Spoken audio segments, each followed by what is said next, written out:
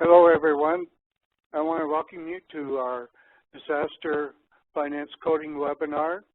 This is being hosted by the Southwestern Rocky Mountain Division today. This is a 15-minute logistics webinar. Our topic today is going to be disaster finance coding. I'll be your host for today. I'm LV Spencer. I'm the logistics lead for the division. We have the honor today of having a special presenter, Deb Duell, the Senior Analyst with Disaster Services Finance.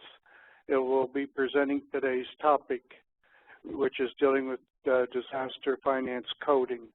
You know, oftentimes we get a little bit confused about which codes to use during a DRO, and hopefully Deb is going to be able to provide us with some clarification and then answer some of their questions for us at the end. So Deb, we'd like to thank you for joining us today and making this presentation. So I'll be turning it over to Deb, and Deb, it is all yours. Okay, thank you, LV. Good morning, everyone. As LV was just saying, he asked me to talk to you guys this morning about disaster expense coding. And we've got this short little PowerPoint that we wanted to go through. So if you could go to the next slide, LV. Great.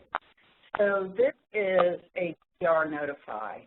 So once the doc has assigned a number to a DR, they send out these notifies. And it goes out to the RDO and is also emailed to like myself and people within disaster service finance at national headquarters, et cetera. So the DR notify under the name of the accounting unit lets the operation know where the expense is going to sit. And when we say that, we mean who is going to incur those expenses. When the DR notify is issued, it is sent to the senior analyst within the division, and also, like I was saying, to the DRO by email with the correct coding guidance. And that is all based on the name of accounting unit. And that is who is responsible for those expenses within that DR.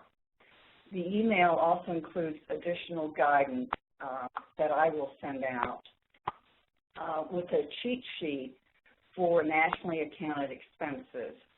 So I will send out the DR notify. I'll send out, well, actually the doc sends out the DR notify. I turn around and send out an email to the DRO and let them know guidance as far as, you know, P cards, how you should include the DR number on there, et cetera, and also a little cheat sheet that helps out with the coding. Okay, next slide. Okay, we just discussed this, but this gives you it in writing. So next slide.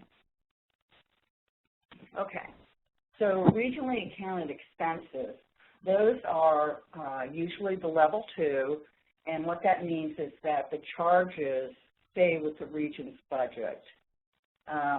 And once again, it's that name of the accounting unit, and that's the region who these expenses are going to hit their budget. So the coding for region budgets is as follows. P01 C2000-20, that always stays the same on a level 2. So that's telling us that it's a region, and then the C2000 is disaster as far as regions are concerned. The 20 is the TFC code that is used on a regional level. So where it changes is starting out with the program code. So on a regional level, the program code always starts with a D. And then the XXX ends up being replaced by what the DR number has been assigned. The NAC is the natural account code, and those are the natural account codes that the region uses. And then, of course, the location code is going to be that your region code. So it becomes R, and then whatever the 3 digits are of the region code. Okay, next. Now, if it becomes nationally accounted, which means level 3 and above, it changes because national has a different account code string than regions do. But once again, it's always going to start at 052 37,000. And then from there, national breaks down those PSC codes more than just a 20. So, for instance, if it was mass care, that's going to be 21. If it's, financial assistance, that becomes a 22, et cetera. Now, national, they don't use the D for the beginning of program code. They use a 4. So you would take, if it went to a national, it would become 4, and then whatever that 3-digit DR number is. The max, you have to look up the max for national headquarters. Most of them are the same between regions and national, but sometimes national has a different way of grouping the expense types. So, but most of the time they are the same. So that's where it gets a little bit tricky. We'll talk about that on the next slide or so. And then with national, it's not the region code they want. They want a state code. So on the next slide, I'll talk about how you can look up those state codes. Okay, next. All right. So all of this can be found as far as the PSC natural account codes and state locations on the exchange in the FMPP directory. Now, to get to that, you just go to the exchange, and then in the search engine, you type in FMPP. And it's going to bring up a list of all these financial policies and procedures. So we've sort of helped you out a little bit here. So if you want to look up natural account codes, you look at 3.3, PSC and state codes is found in 3.3A. When you pull up the natural account codes, you will notice that it's laid out to where it's going to give you the number, the name of the expense, a pretty good description.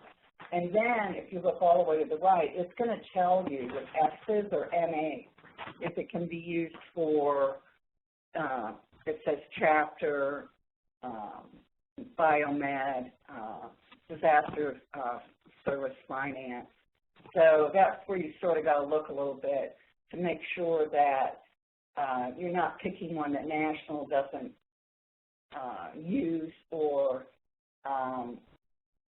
one that where national uses it and the regions don't. So that's to me, that's the only little tricky part about that one. Okay, next. Okay, this is just our contact list. There's me on the top. Candy Crocker is the manager for SWaRM, and Joe Harris is the senior director for disaster service finance. Next. Okay, hopefully that's clear. Any questions?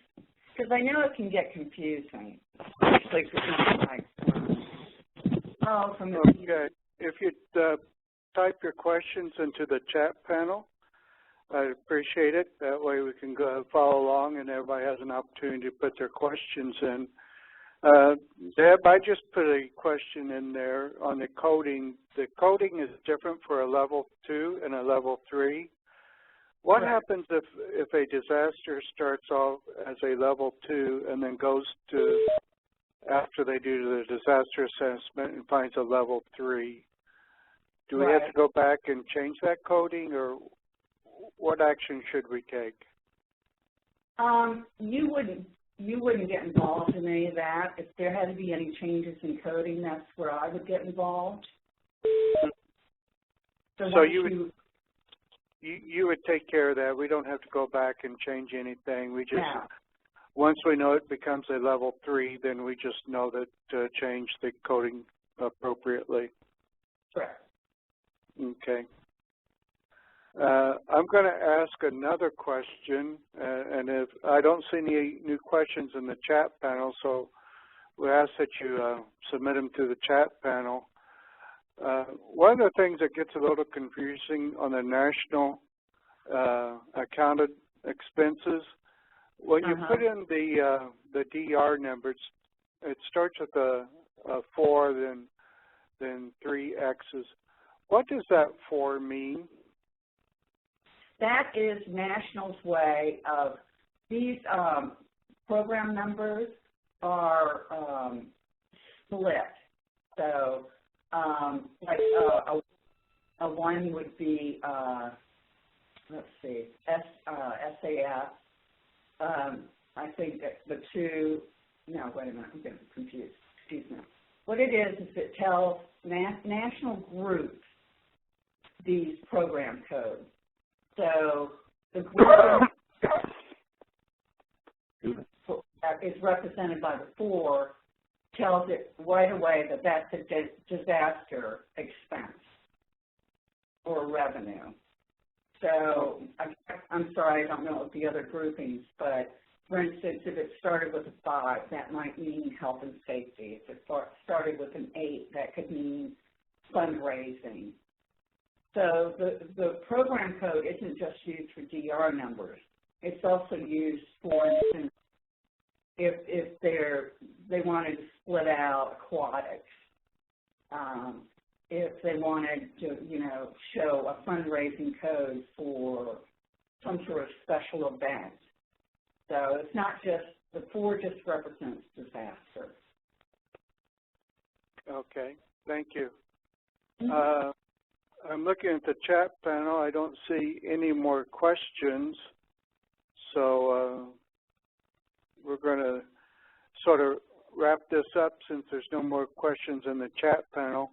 Deb, I thank you for making your presentation today and clarifying us that there is, different coding that has to be done for a level 2 and below, and it differs from level 3, because I know one time I was involved and I put everything in as a level 3 coding, and it found out it was a level 2, and of course it got all changed. So, it helps us to understand that we, things get processed a little bit quicker and smoother through financial approvals if we, do it the right way at the very beginning. I have just found in logistics that logistics and finance work so closely together because a lot of the things that we do lead into the finance systems. So if we don't understand have a basic understanding of the finance, then it can delay the process and things. So it always behooves the logistics people to know as much as we can about the financial operations and how things should be done properly. So. Sure. Yeah. Well, thank you. Well, thank you. If you think of you can send me an email. Okay. Yeah, just for people, there's Deb's email, Deborah Duell. She goes by deb@redcross.org. So feel free to reach out to Deb directly.